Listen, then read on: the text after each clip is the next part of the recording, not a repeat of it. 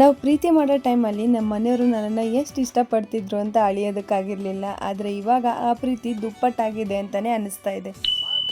Hi hello ಎಲ್ರಿಗೂ ನಮಸ್ಕಾರ, welcome to my mini blog. ಇದು ನಿನ್ನೆಯ ಕಂಟಿನ್ಯೂಷನ್ ಬ್ಲಾಗ್ ಆಗಿರುತ್ತೆ. ನಿನ್ನೆ ನೈಟು ಸಡನ್ ಆಗಿ ನಮ್ಮ ಸಾಹೇಬರು ಬೇಗ ರೆಡಿ ಆಗಿ ನೈಟ್ ಎಫೆಕ್ಟ್ ಅಲ್ಲಿ ಒಂದು ರೀಲ್ ಮಾಡೋಣ ಅಂತ ಹೇಳಿದ್ರು. ಸೊ ಹಾಗಾಗಿ ನಾನು ಕೂಡ ರೆಡಿ ಆದೆ. ಅವರು ಕೂಡ ಬಂದು ನನ್ನನ್ನ ಸೀದಾ ಹೈವೇ ಹತ್ರ ಕರ್ಕೊಂಡು ಹೋದ್ರು. ನನ್ಗೆ ಸ್ವಲ್ಪನೂ ಕ್ಲೂ ಕೊಡ್ದಲೆ ವ್ಯಾಲೆಂಟೈನ್ಸ್ ಡೇ ಸೆಲೆಬ್ರೇಟ್ ಮಾಡೋದಕ್ಕೆ ಎಲ್ಲ ಕೂಡ ಅವ್ರ ಫ್ರೆಂಡ್ಸ್ ಹತ್ರ ಹೇಳಿ ಪ್ಲಾನ್ ಮಾಡ್ಕೊಂಡಿದ್ರು. ನನಗಂತೂ ಇದು ಸರ್ಪ್ರೈಸ್ ಅಲ್ಲಿ ಸಡನ್ ಸರ್ಪ್ರೈಸ್ ಆಗೋಯ್ತು. ನಾನಂತೂ ಎಕ್ಸ್ಪೆಕ್ಟ್ ಮಾಡಿರ್ಲಿಲ್ಲ ಅವ್ರು ಈ ತರ ಎಲ್ಲ ಸೆಲೆಬ್ರೇಟ್ ಮಾಡ್ತಾರೆ ವ್ಯಾಲೆಂಟೈನ್ಸ್ ಡೇನ ಅಂತ.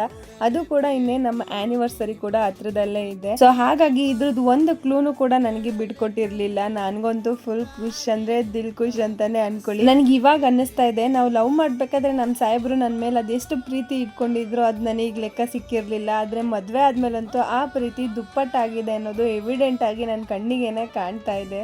ಅದು ಕೂಡ ಮದ್ವೆ ಆಗಿ 4 ವರ್ಷ ಇನ್ನೇನು ಕಂಪ್ಲೀಟ್ ಆಗೋದ್ರಲ್ಲಿದೆ.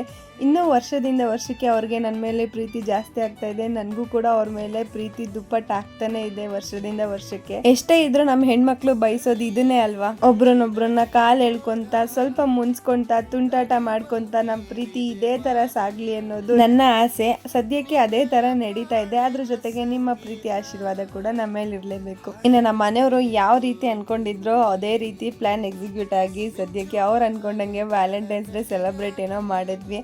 ಹಾಗೆ ಕೇಕ್ ಇತ್ತಲ್ಲ, ಅಲ್ಲೇ ಮಕ್ಳುಗಳು ಓಡಾಡ್ತಾ ಇದ್ರು. ಅವ್ರಿಗೂ ಕೂಡ ಕರೆದು ಕೇಕ್ ಕೊಟ್ಟು ಮತ್ತೊಂದ್ಸಲ ನಮ್ಮ ಸಾಹೇಬ್ರಿಗೆ ನನ್ನ ಕಡೆಯಿಂದನೂ ಪ್ರೀತಿನ ಎಕ್ಸ್ಪ್ರೆಸ್ ಮಾಡಿ ಅವ್ರು ಕೊಟ್ಟಿರೋ ಈ ಬ್ಯೂಟಿಫುಲ್ ಸರ್ಪ್ರೈಸ್ನ ನಾನು ಯಾವಾಗಲೂ ಮೆಮೊರೈಸ್ ಮಾಡ್ಕೊತೀನಿ ಅಂತ ಹೇಳಿ ಇಬ್ಬರು ಕೂಡ ಮನೆ ಕಡೆ ಬಂದ್ವಿ. ಈ ವ್ಲಾಗ್ ಇಷ್ಟ ಆದರೆ ಲೈಕ್ ಮಾಡಿ, ನನ್ನ ಪೇಜ್ನ ಫಾಲೋ ಮಾಡ್ಕೊಳ್ಳೋದು ಮರಿಬೇಡಿ.